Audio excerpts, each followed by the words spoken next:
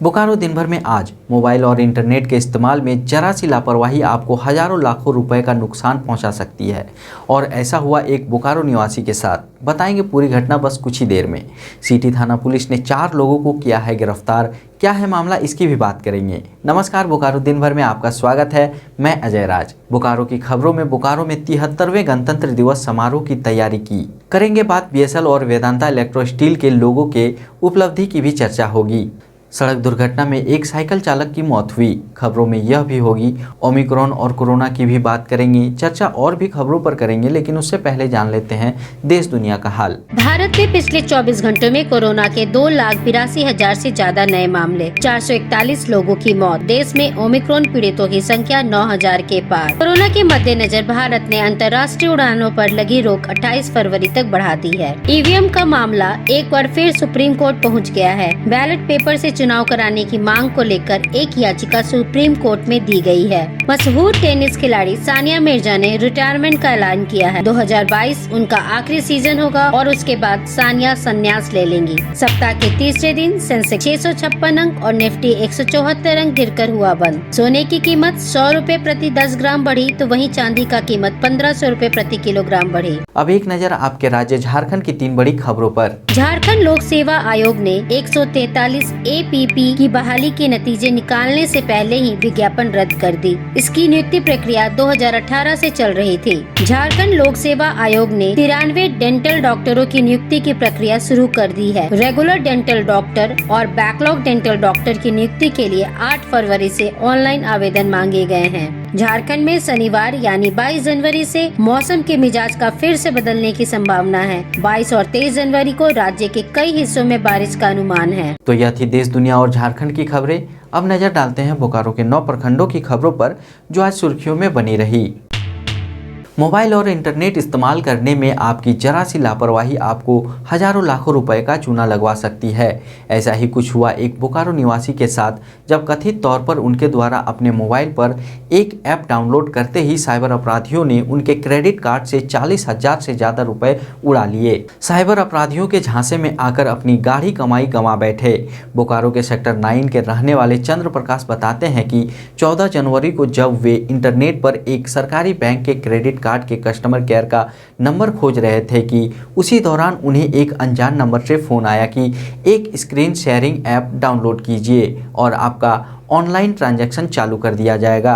उस ऐप को डाउनलोड करते ही उनके क्रेडिट कार्ड अकाउंट से 40,660 की अवैध निकासी 2 बार में कर लिया गया। हरला थाना में दिए गए आवेदन में चंद्र प्रकाश कुमार ने साइबर अपराधियों पर कार्रवाई करने और पैसे वापस दिलाए जाने की अपील की है। 14 जनवरी 2022 को जब मैं गूगल में SBI क्रेडिट कार्ड का कस्टमर केयर खोजा नंबर, उस पर मैंने जब डायल किया तो नंबर नहीं लगा।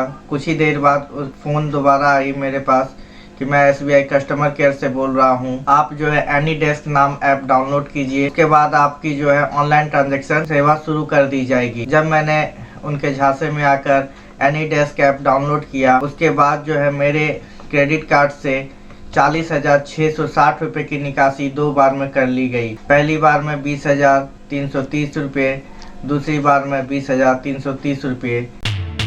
सिटी थाना पुलिस ने मंगलवार को बोकारो के नया मोड़ स्थित राजनंदनी पेड़ा दुकान के मालिक के साथ मारपीट करने और खुलेआम पिस्तौल लहराने के आरोप में 4 लोगों को गिरफ्तार किया है।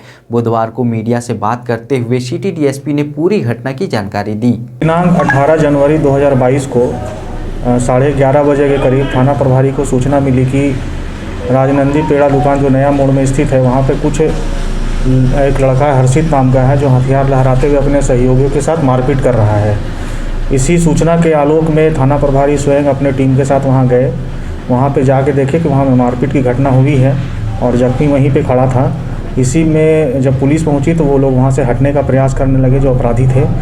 जब हटने लगे तो उस नया मोड़ चास वाले रास्ते में उन लोगों को पीछा कर पकड़ा गया है, जिसमें से एक हर्षित कुमार सिंह है, जिसके पास से एक देसी कट्टा, एक लोडेड देसी कट्टा बरामद किया गया है। ये आपराधिक इतिहास है हर्षित कुमार सिंह का। हर्षित कुमार सिंह का BSCT में भी पहले पूर्व में अपराध करने की घटना दर्ज की गई थी और अन्य थाने भी हम लोग अभी पता लगा रहे हैं, उसमें भी सुनने में आ रहा है कि आपराधिक इतिहास है। इस घटना में कुल 4 लोगों की गिरफ्तारी की गई है।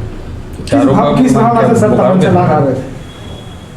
पे चाय का दुकान में ये लोग चाय पीने गए थे, जो वादी पक्ष के लोग हैं। इसी में जो हर्षित कुमार है वहाँ पे हथियार दिखाया, लहरा रहा था, दिखा रहा था।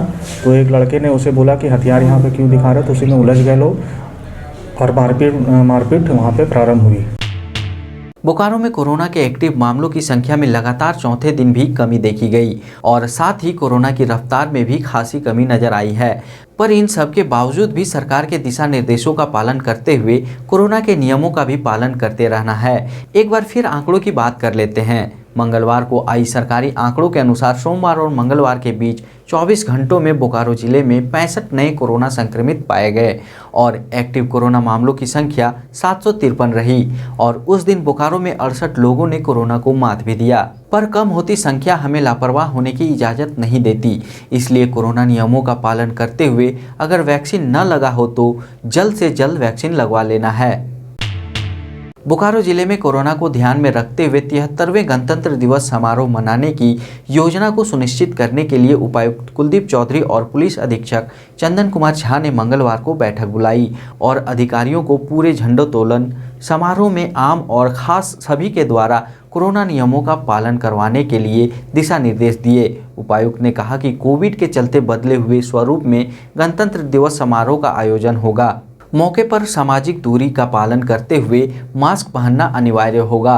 मुख्य समारोह स्थल पुलिस लाइन मैदान सेक्टर 12 समेत विभिन्न सरकारी कार्यालयों में झंडोत्तोलन के दौरान संबंधित कार्यालय के कार्यालय प्रधान मास्क, सैनिटाइजर समेत अन्य व्यवस्था को सुनिश्चित करेंगे।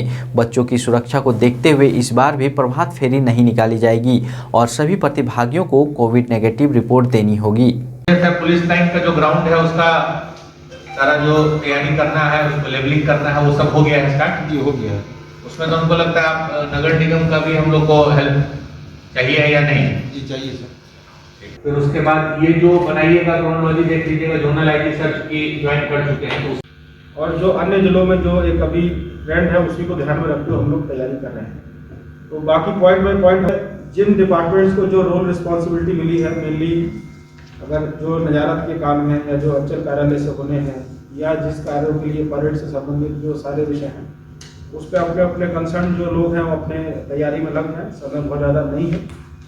जो मिनट्स हम लोगों ने इवेंट की निकालते हैं उसमें चूँकि आईजी सर का और जो स्पेस है वो अकॉर्डिंगली आप डाल दें ताकि वो सबको क्लियर रहे, कोई कंफ्यूजन उसमें किसी प्रकार से नहीं रहे। बोकारो के चास में गुरुद्वारा के पास धनबाद पुरुलिया रोड पर एक साइकिल चालक का एक अज्ञात ट्रक के चपेट से मौत हो गई। पुलिस के अनुसार घटना के बाद ट्रक चालक गाड़ी समेत घटनास्थल से फरार हो गया। शव को मालवाहक गाड़ी से मर्चरी में भेज दिया गया है। पुलिस मामले की जांच कर रही है। शव की शिनाख्त की कोशिश जारी है। ट्रक इधर से गुजर रही थी, हम लोग भी देख नहीं पाए उसका नंबर वगैरह, उसी से उनको लगा कि रोड क्रॉस कर रहे थे, उसी से लगा। साइकिल में सवार थे। देखने से तो लग रहा है कि कहीं मजदूरी वगैरह करके अभी आ रहे हैं, है ना। फेस तो इनका है नहीं, कुछ समझ में नहीं आ रहा है। जेब में कुछ पहचान भी नहीं है जिससे पहचान किया। थाना को हम लोग सूचना दिए, थाना आकर के ले गया, बॉडी रखा रहा है। बोकारो स्टील प्लांट ने मंगलवार को राष्ट्रीय क्वालिटी सर्किल सम्मेलन के विजेता क्वालिटी सर्किलों को सम्मानित किया। विजेताओं को सम्मानित करते हुए मुख्य महाप्रबंधक वेद प्रकाश उन्हें बेहतर उत्पादन, उत्पादकता और गुणवत्ता से जुड़े नए क्वालिटी सर्किल प्रोजेक्ट्स पर काम करने की अपील की। आपको बता दें कि quality circle forum of India के दिसंबर में कोयम्बतूर में हुए राष्ट्रीय क्वालिटी सर्किल सम्मेलन में कैपिटल रिपेयर इलेक्ट्रिकल विभाग के 3 क्वालिटी सर्किल ने अवार्ड जीता था। वेदांता ईएसएल स्टील लिमिटेड के सीईओ एनएल भट्टे ने ईएसएल के औद्योगिक परिसर में मंगलवार को सुरक्षा पार्क का उद्घाटन किया। इस पार्क में सभी तरह की सुरक्षा उपकरणों के प्रतिरूप लगाए गए हैं। इस पार्क का मुख्य उद्देश्य कर्मचारियों में सुरक्षा के प्रति जागरूकता फैलाना है। इस मौके पर भट्टे ने कहा कि ईएसएल का लक्ष्य सदैव ही अपने कर्मचारियों को सुरक्षित और स्वच्छ वातावरण प्रदान करते हुए अपने व्यावसायिक लक्ष्यों को पूरा करना और साथ ही अपने समाज के कल्याण और देश की प्रगति में योगदान देना है। भारतीय कुशवाहा महासभा ने मंगलवार को बोकारो के नया मोड़ में लेखक दया प्रकाश सिन्हा का पुतला दहन किया। महासभा के सदस्य दया प्रकाश सिन्हा द्वारा कथित तौर पर अशोक सम्राट की तुलना मुगल शासक औरंगजेब से किए जाने का विरोध कर रहे थे। उनके अनुसार सम्राट अशोक किसी समाज का नहीं बल्कि पूरे राष्ट्र का प्रतिनिधित्व करते हैं। दया प्रसाद सिन्हा जी ये पद्मश्री अवार्डेड हैं भारत सरकार के द्वारा, और उन्होंने महान सम्राट अशोक, जिनका भारत सरकार ने चक्रवर्ती मानते हुए उनका चिन्ह को झंडा में स्थान दिया है, रुपए में स्थान दिया है, भारत के हर एक जगहों पर महान सम्राट का चिन्ह विद्यमान है, उसको उन्होंने औरंगजेब से तुलना की है, जो यह सर्वथा गलत है। उन्होंने शांति का दूत अपने बच्चों को यहाँ तक कि श्रीलंका में भेजा, वो अमन चैन की बात करते थे। ये सिन्हा जी उनके बारे में गलत टिप्पणी किया है, इसलिए उनको हम लोग पद्मश्री अवार्ड वापस ले हम लोग सरकार से मांग कर रहे हैं। अब जान लेते हैं बोकारो जिले का तापमान। मौसम विभाग के अनुसार आज का अधिकतम तापमान 22 डिग्री सेल्सियस और न्यूनतम तापमान 8 डिग्री सेल्सियस रिकॉर्ड किया गया। आज का comment of the day Arun Kumar द्वारा किया गया है, जिन्होंने 14 जनवरी को बोकारो दिन भर कार्यक्रम में बोकारो टाइम्स के यूट्यूब चैनल पर ये कमेंट किया था। उन्होंने कहा है कि आपका न्यूज़ सुनकर बहुत अच्छा लगता है, घर पर ही हमें बोकारो की न्यूज़ मिल जाती है। Thanks a lot. अरुण जी, सबसे पहले तो हमारे साथ जुड़े रहने के लिए आपका धन्यवाद। और मैं आपको बताऊं कि हमारी कोशिश होती है कि सरोकार की खबरों के साथ साथ हम ऐसी खबरों और सूचना आप तक पहुंचा सके जिसकी आपको ज़रूरत है। हमारा टैगलाइन ही है द न्यूज़ यू नीड, यानी ऐसी खबर जिसका आपको ज़रूरत है। अपने सवाल, सुझाव और सूचना के साथ हमारे साथ बने रहें। एक बार फिर आपका धन्यवाद। आप अपने आसपास की घटनाएं और समस्याओं को हमें व्हाट्सएप कर सकते हैं। हमारा व्हाट्सएप नंबर है 9334210302।